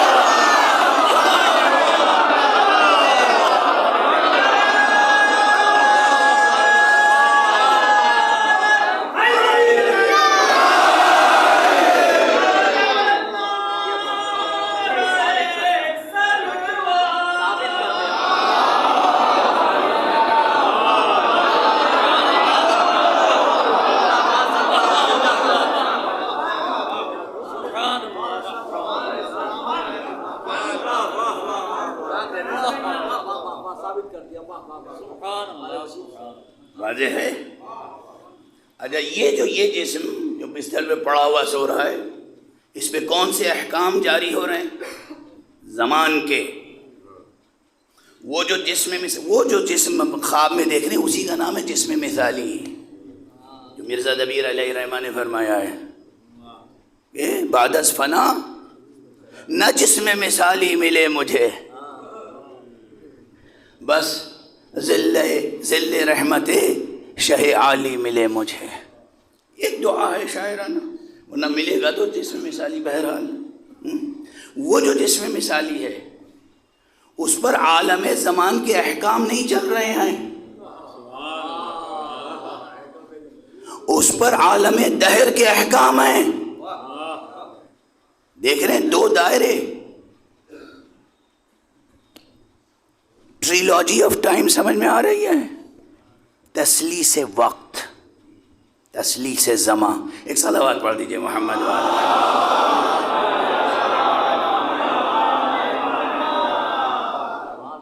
دامن کو سمیٹ لو. یہ جو جسم مثالی ہے اس میں بھی آپ خود فرض کیجئے آپ کے 4 رشتہ دار ہیں، 5 رشتہ دار ہیں، 10 رشتہ دار ہیں. یہ ممکن ہے یا نہیں؟ ممکن ہی نہیں، واقع بھی ہے کہ ایک ہی رات میں سب نے آپ کو خواب میں دیکھا. یا کوئی گزر گیا ہے اس دنیا سے. بیٹی اٹھی، کہا میں نے بابا کو خواب میں دیکھا. بیٹا اٹھا، اس نے بھی کہا میں نے بھی بابا کو خواب میں دیکھا. بیوی اٹھی، بیوہ، اس نے کہا میں نے بھی اپنے شوہر کو تمہارے بابا کو خواب میں دیکھا. ماں اٹھی، اس نے کہا میں نے آج بیٹے کو خواب میں دیکھا. سب کہہ رہے ہیں آج میں نے خواب میں دیکھا. وہ ایک سب کے خواب میں کیسے آ گیا؟ اس لیے کہ اس کا جسم مثالی، اس کی روح اس عالم زمان کے احکام سے بالاتر ہو چکی ہے. اب وہ عالم دہر میں ہے، اس لیے وہ سب کے خواب میں آ رہا ہے اپنے جسم مثالی کے ساتھ. جیسے وہ 4 یا 40 یا 4000 کے پاس اپنے جسم مثالی سے آ سکتا ہے، علی عالی اس زمان میں بھی ہر ایک کے پاس آ سکتا ہے. کبھی مدد کرنے کے لیے، کبھی تسلی دینے کے لیے، کبھی حق کا پیغام ادا کرنے کے لیے، مختلف امور انجام دینے کے لیے. اور اسی لیے فرمایا ہے یا رحمدان من یمت مومن او منافق الا یرنی قبل موتہ. اے حارث ہمدانی، کوئی نہیں مرنے والا ہے ایسا جو اس دنیا سے مرے، مومن ہو یا منافق، مگر مجھے دیکھتا ہے، میں اس کے سامنے موجود ہوتا ہوں. جانے والا جا رہا ہے. کتنے لوگ ہیں جو ہمارے درمیان سے گزر گئے اور لوگ ان کے سرانے پڑھ کے بیٹھ کے سورہ یاسین پڑھ رہے ہیں. انا نحن نحیی الموتى پڑھ رہے ہیں، سورہ یاسین پڑھ رہے ہیں، انہیں کوئی نہیں نظر آ رہا ہے. اور یہ جو جا رہا ہے اسے کوئی نظر آ رہا ہے. بالکل ویسے ہی جیسے خواب نظر آ رہا ہے کوئی. یہ جو نظر آ رہا ہے یہ حق کا ولی ہے، یہ علی ہے. یہ وہ ہے جسے قوی نے قوی بنایا ہے، یہ وہ ہے جسے علی نے علی بنایا ہے، یہ وہ ہے جسے قدیر نے قدیر بنایا ہے.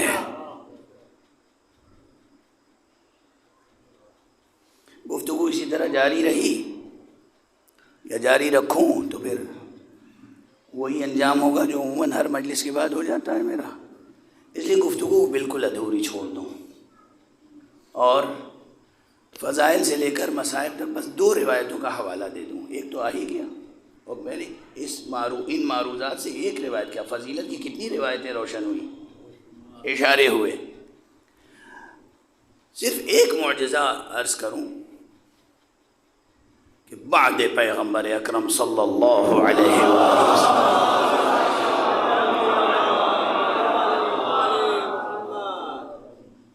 ایک ایسا موقع آیا ہے کہ جب امیر المومنین علی ابن ابی طالب علیہ السلام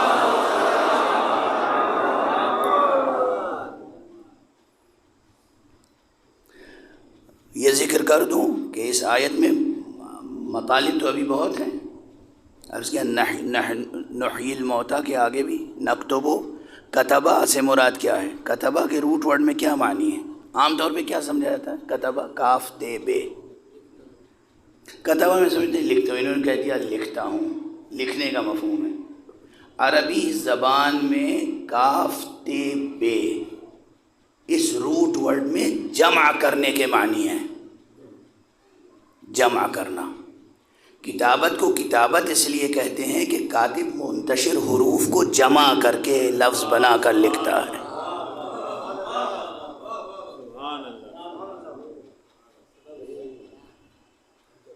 فقہ اللغہ، فقہ اللغہ، لسانیات، عربی زبان میں کاف تے بے، اس میں جو مشترک اصلی معنی ہیں وہ جمع کرنے کے، اسی لیے لکھی ہوئی تختی کو کتبہ کہتے ہیں، اور فوج کی کوئی ایک ٹکڑی ہو اسے بھی کتیبہ کہتے ہیں۔ کتیبہ یعنی فوج کی ایک ٹکڑی، اسی روٹ ورڈ سے، چونکہ وہاں سپاہیوں کی ایک ٹولی یکجا ہوتی ہے۔ اب اس میں لفظ کے معنی تلاش کرنے میں پھر یہاں کتنے نکات پیدا ہوں گے اور کتنی بحثیں روشن ہوں گی۔ نکتب ما قدموا وآثارہم، آثارہم سے کیا مراد ہے، قدموا سے کیا مراد ہے، یہ ایک بحث ہے۔ اور جناب والا اس کے بعد وَكُلَّ شَيْءٍ احصیناہ، نکتبو جب کہہ چکے تو پھر احصیناہ کہنے کی کیا ضرورت تھی؟ نکتبو میں اور احصیناہ میں کیا فرق ہے، یہ بحث اپنی جگہ ہے۔ اور پھر آخر میں کیا ہے، فی امام مبین، یہ امام مبین سے کیا مراد ہے، اتنی بحثیں ہیں نہیں ظاہر بظاہر۔ اور اسی لیے تیزی سے عرض کر دوں، یہ واقعہ علامہ شیخ صدوق علیہ الرحمہ نے اپنی ایک سے زیادہ تصنیفات میں نقل فرمایا ہے۔ علامہ طباطبائی نے تفسیر المیزان میں یہ فرمایا ہے کہ اس کا تعلق تفسیر سے نہیں، تأویل سے ہے، باطن قرآن سے ہے، تأویل سے، تفسیر سے کوئی تعلق نہیں ہے، تفسیر سے کوئی تعلق نہیں ہے، لیکن باطن قرآن سے تعلق ہے۔ کیا؟ اب وہ روایت بہت لطیف ہے، آپ حضرات پہلے سن چکے ہوں گے، لیکن اس وقت پھر بطور تبرک اور بطور تیمن سماعت فرما لیجئے۔ جب یہ آیت نازل ہوئی اور حضور نے آیت تلاوت فرمائی تو بعض اصحاب کھڑے ہو گئے، یا رسول اللہ ہمیں یہ آیت سمجھ میں آ گئی، مگر یہ امام مبین کا فقرہ سمجھ میں نہیں آیا۔ یہ آیت ہمیں سمجھ میں آ گئی، جب امام مبین ہی سمجھ میں نہیں آیا تو آیت کیا سمجھ میں آ گئی؟ مگر بہرحال جاہل عموماً اپنے جہل کا اعتراف آسانی سے کرتا نہیں ہے۔ صاحب کہہ دیے یا رسول اللہ مجھے تعلیم فرمائیے۔ بہرحال حضور علیہ السلام سے سوال کیا، شروع ہی میں کچھ جملے آ گئے تھے میرے ذہن۔ جہل کا ایک عالم اضطراب بھی ہوتا ہے، تو سوال کر لیا، اب خاموش ہو جائیے، جواب کا انتظار کیجیے۔ فوراً ہی خود ہی جواب، یا رسول اللہ کیا اس سے توریت مراد ہے؟ کیا عاشقان رسول اور فرزندان توحید کا عالم تھا، کلمہ پڑھ چکے ہیں خاتم النبیین کا، قرآن کے نزول کا سلسلہ جاری ہے، مگر محبت ابھی تورات سے ہے۔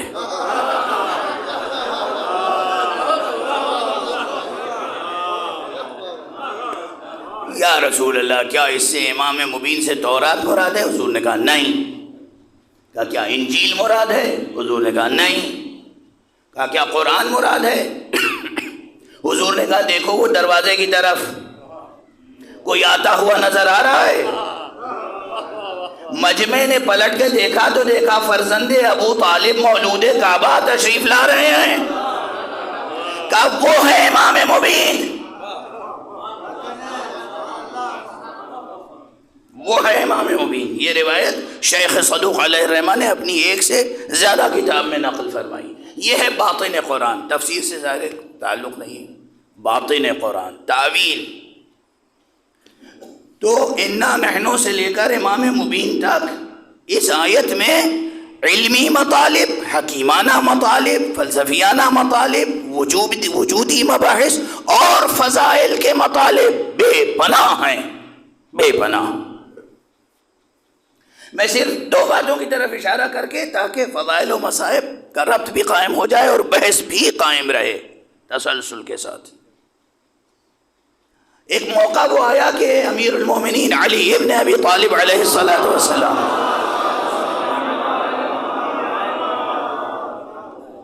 ایک شخص سے کہا کہ کیا تم یہ چاہتے ہو، میں بہت مختصر فشردہ روایت کو عرض کر رہا ہوں احتیاط کے ساتھ تاکہ کسی کی خاطر شکنی نہ ہو، لیکن جستجو بھی بیدار ہو جائے۔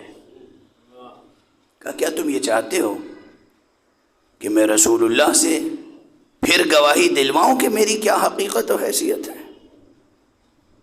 اب کہاں رسول اللہ، ہم تو انہیں دفن کر چکے۔ اور فرمانے ہاں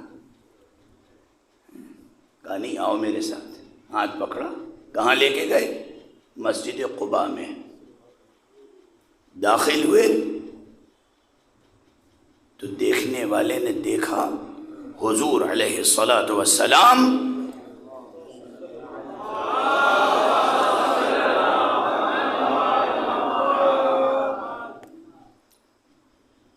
محراب مسجد میں مشغول نماز ہے۔ اور فرما رہے ہیں آپ اپنا جسم مثالی اس دنیا میں ویسے عموماً نہیں دیکھ سکتے، لیکن ریاضت کرنے والے عرفاء دیکھتے بھی ہیں اور دکھاتے بھی ہیں، ایک الگ بحث ہے۔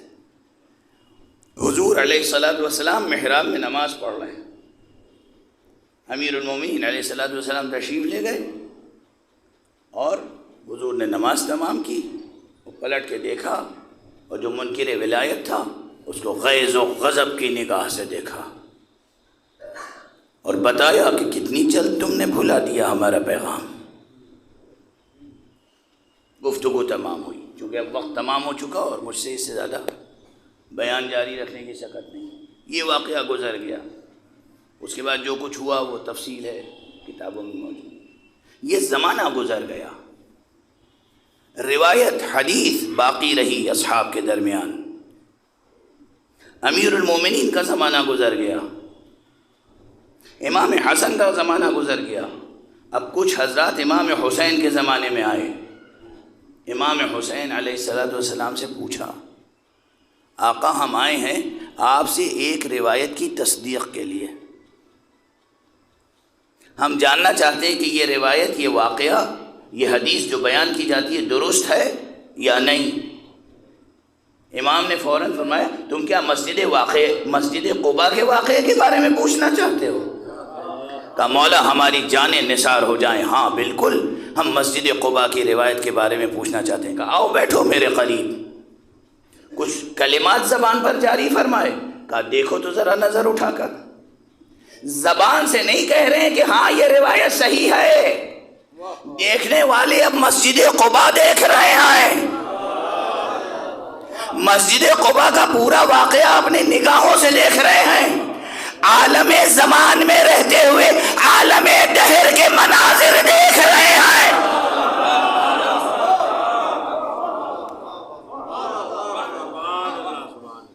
واضح ہوئی ہے کیوں اتنی فلسفی میں نے بیان کرنے کی، آپ کو سننے کی زحمت دی۔ عالم زمان میں رہتے ہوئے عالم، یہ دور بھی گزرا، یہی بات ختم نہیں ہوتی، یہی بات ختم نہیں ہوتی، بلکہ اس کے بعد امام جعفر صادق علیہ الصلاۃ والسلام کے زمانے میں، پھر اب زمانہ گزر گیا، امام حسین گزر گئے، امام سجاد علیہ السلام کا زمانہ گزر گیا، امام باقر علیہ الصلاۃ والسلام کا زمانہ گزر گیا، اور پھر زمانہ آیا امام صادق علیہ السلام کا۔ کچھ لوگ پھر آئے، آقا آپ سے ایک روایت کے بارے میں پوچھنا ہے۔ کہا ہاں مسجد قباء والی روایت کے بارے میں۔ کہا یا ابن رسول اللہ، فرزند رسول، بالکل اسی روایت کے بارے میں۔ کہا آؤ تم بھی دیکھنا چاہتے ہو وہ واقعہ جو گزر چکا تھا، دوبارہ معصوم نے، حجت خدا نے وہ واقعہ دکھایا۔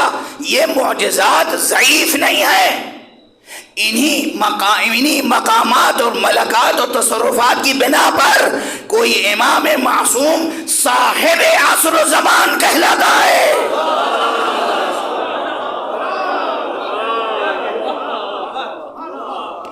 ہم لوگ ابن الوقت ہیں، یہ ابو الوقت ہیں، ہم لوگ فرزند خاک ہیں، یہ ابو تراب ہیں۔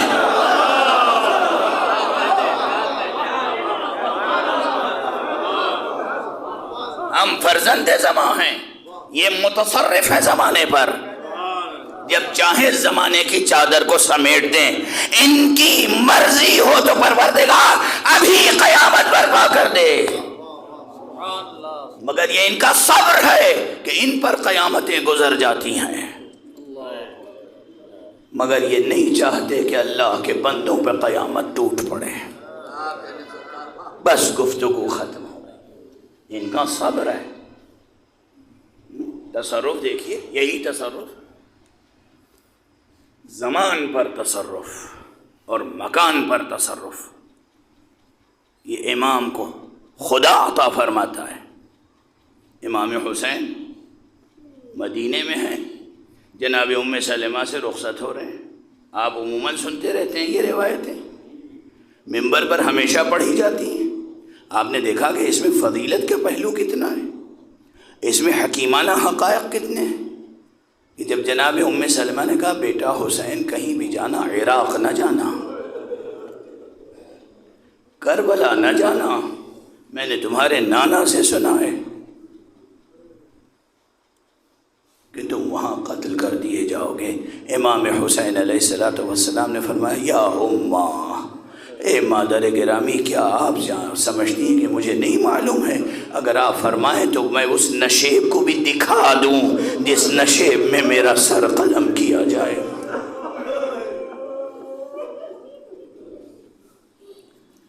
اور اس کے بعد امام نے دکھایا، اشارہ کیا، زمینیں پست ہوئیں، زمین کربلا بلند ہوئی، اس نشیب سے ایک مٹھی خاک لی اور جناب ام سلمہ کے سپرد کیا۔ مادر گرامی، جدہ ماجدہ، اس خاک کو بھی اس خاک کے ساتھ رکھ لیجئے جو نانا آپ کو دے کر گئے ہیں، اور جب یہ خاک خون سے بدل جائے تو سمجھ لیجئے گا کہ آپ کا بیٹا حسین، آپ کا نواسا حسین شہید ہو گیا۔ یہ تصرف ہے، یہ مکان پر تصرف ہے، زمان پر تصرف ہے۔ اور خود روز عاشورہ، عام طور پر یہ سمجھا جاتا ہے کہ روز عاشورہ یہی 8 گھنٹے 10 گھنٹے 12 گھنٹے کا تھا۔ کتنی قربانیاں دی ہیں سرکار سید الشہداء نے، کتنے مصائب ہیں، کتنے واقعات ہیں جو ایک دن میں پیش آئے۔ اگر آپ سوچئے عام طبیعی حالات میں تو یہ 10-12 گھنٹے کی جنگ نہیں تھی، یہ کئی دن کے واقعات تھے جو ایک دن میں ہوئے ہیں۔ یہ امام کا تصرف تھا زمان پر کہ سورج ٹھہرا رہا، کائنات دیکھے حسین کس شان و شکوہ کے ساتھ قربانیاں دے رہے ہیں، کس شوکت کے ساتھ، کس حشمت کے ساتھ، کس جرأت کے ساتھ، کس صبر کے ساتھ حسین قربانیاں دے رہے ہیں۔ آقا حسین کی شہادت پڑھنے کا ہر وقت نہ موقع ہوتا ہے، نہ اتنا حوصلہ ہوتا ہے، اتنی طاقت نہیں ہوتی۔ آقا حسین کی شہادت، اف اللہ اکبر۔ اس لیے میں بس ایک جملے پر اب ختم کر دوں گا۔ آپ کی آنکھوں میں آنسو ہیں، آوازیں بلند ہیں۔ آقا نے کس طرح قربانیاں پیش کی ہیں اور کیسی قوت صبر ظاہر ہوئی ہے سرکار سید الشہداء سے، کیسی قوت صبر۔ ہر شہادت اپنی جگہ عظیم اور المناک ہے، مگر سرکار سید الشہداء کی اللہ اکبر۔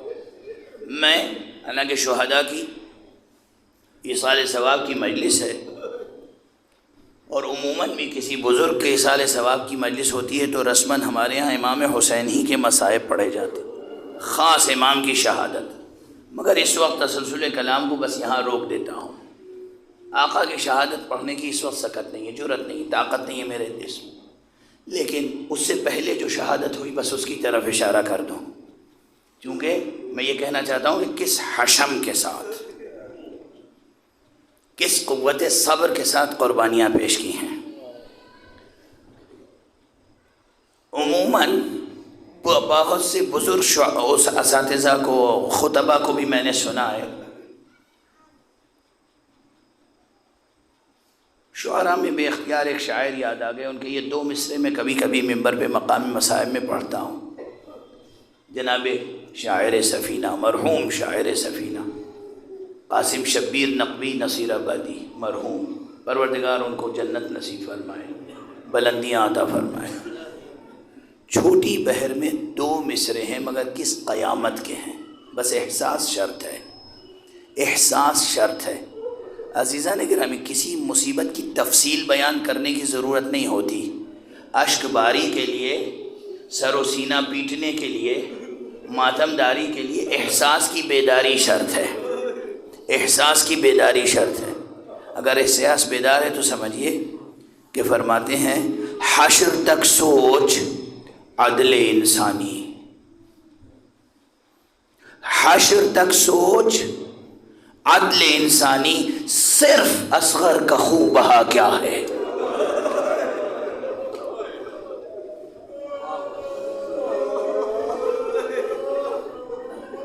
حشر تک سوچ عدل انسانی، صرف اصغر کا خوں بہا کیا ہے.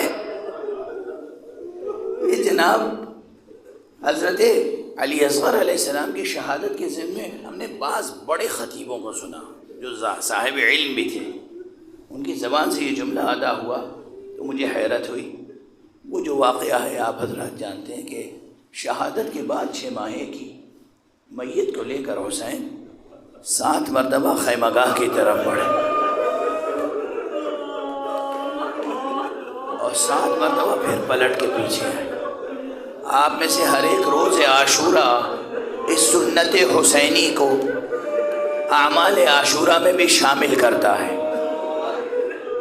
بعض حضرات سے میں نے یہ سنا، حیرت ہوئی کہ وہ کہتے تھے یا کہتے ہیں کہ آقا حسین نے بہت سی مصیبتیں برداشت کی، بہت صبر کیا، مگر یہ ایک ایسی مصیبت تھی کہ گویا اس میں بھی حسین کو تردد تھا، اضطراب تھا.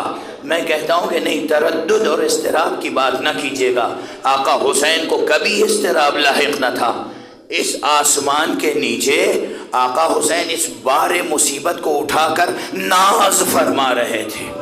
اے چشم فلک دیکھ، اتنی بڑی مصیبت ہے مگر کہیں پائے حسینی میں لغزش ہے.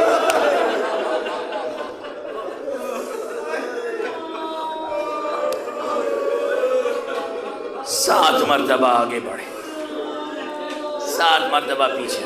کیا اہتمام ہے، کس طرح امام نے قربانیاں پیش کی ہیں. مجلس تمام ہو چکی ہے، لیکن بس آخری فقرہ عرض کر رہا ہوں تاکہ جو فضائل میں علمی بحث تھی وہ بھی تمام ہو جائے. اور جو مشتاق ہے آپ میں سے ہر ایک کے لیے، سب آئے دن یہاں ایصال ثواب کی مجلسیں ہوتی رہتی ہیں اور ہر جگہ ہوتی رہتی ہیں. پروردگار وہ رحیم ہے، وہ کریم ہے کہ جس نے اعلان فرمایا ہے کہ ہمارے مومن بندے جب تک راضی نہیں ہو جاتے ہم فرشتوں سے نہیں کہتے کہ ان کی روح قبض کرو. اپنی اپنی اہمیت سمجھ کے اٹھیے گا فرش اعضاء سے، اپنی اپنی اہمیت، اور اس حصہ زندگی کی قدردانی کیجیے گا، اس جسم و جان کی قدردانی کیجیے گا. جب تک ہمارے بندے راضی نہیں ہو جاتے ہم سے ملاقات کے لیے، ہم جبراً انہیں طلب نہیں کرتے ہیں. یہ اہتمام قدرت ہے، یہ اہتمام قدرت ہے. کربلا میں بھی یہ ہوا. امام حسین نے پہلے آزمایا اور پہلے اجازت دی، جاؤ چلے جاؤ، اپنے گھروں کو چلے جاؤ. شب عاشور اپنے اپنے گھروں کو چلے جاؤ. اگر تمہیں شرم ہے، غیرت ہے، غیرت مانے ہے، شرم مانے، ہمارے اہل بیت میں سے ایک ایک بچے کا ہاتھ پکڑو اور چلے جاؤ، اس لیے کہ صرف میرے خون کے پیاسے ہیں. لیکن جب کوئی نہیں گیا، امتحان میں کامیاب ہوا، تو پھر امام نے یہاں بھی اس عالم زمان میں رہتے ہوئے کہا ٹھہرو، اب تم نے اگر ایسا عزم دکھایا ہے تو شہادت سے پہلے، قتل ہونے سے پہلے، مرنے سے پہلے اپنے مقامات دیکھ لو، جنت میں دیکھ لو تمہارا مرتبہ کہاں ہے. یہ امام وقت ہے جو حصار زمان میں رہ کر حصار دہر و سرمد میں آپ کے مقامات دکھا رہا ہے. یہ امام وقت، اس سے متوسل رہیں، اپنے عقائد کو درست کریں، اپنے اعمال کو درست کریں، اس امام کے فضائل کو بیان کریں، اس کے مسائل کو بیان کریں، شک میں مبتلا نہ ہو، شبہات میں مبتلا نہ ہو، دین کو سنبھال کر رکھیں. حالات جیسے بھی کیوں نہ ہو، کیسے ہی کیوں نہ ہو، حالات کو سنبھال کر رکھیں اور ہمیشہ دعا کرتے رہیں پروردگار تجھے واسطہ ہے تیرے اولیاء کا، پروردگار تجھے واسطہ ہے تیری کتاب کا، پروردگار تجھے واسطہ ہے سید الشہداء ابو عبداللہ الحسین کا. ہم کو قوت صبر عطا فرما، اس ملک میں اور ہر جگہ. جہاں بھی حالات ناسازگار ہیں پروردگار ہمیں قوت صبر عطا فرما، پروردگار ایمان پر ثابت رہنے کی توفیق عطا فرما، پروردگار یہ ہماری آنکھیں ہمیشہ تیرے اولیاء کے غم میں اشکبار رہیں، پروردگار یہ ہاتھ دیا ہے اور یہ سینہ دیا ہے تو یہ توفیق دے کہ ہمیشہ ہم تیرے عشق میں تیرے چاہنے والوں کا غم منائیں اور ماتم داری کرتے رہیں، پروردگار ہماری مشکلات کو حل فرما، پروردگار ہمارے جوانوں کو علم اور اقتصاد میں مضبوطی عطا فرما، پروردگار ہمیں علوم قرآن اور معارف اہل بیت سے آشنا فرما، پروردگار اپنے ولی آخر کو اذن ظہور عطا فرما اور اپنے ہاتھوں سے ان کے ہاتھوں سے اپنی رحمت و رافت و عدالت کا پرچم لہرا دے۔ ایک مرتبہ سورہ حمد اور 3 مرتبہ سورہ اخلاص پڑھ کر پھر تمام شہداء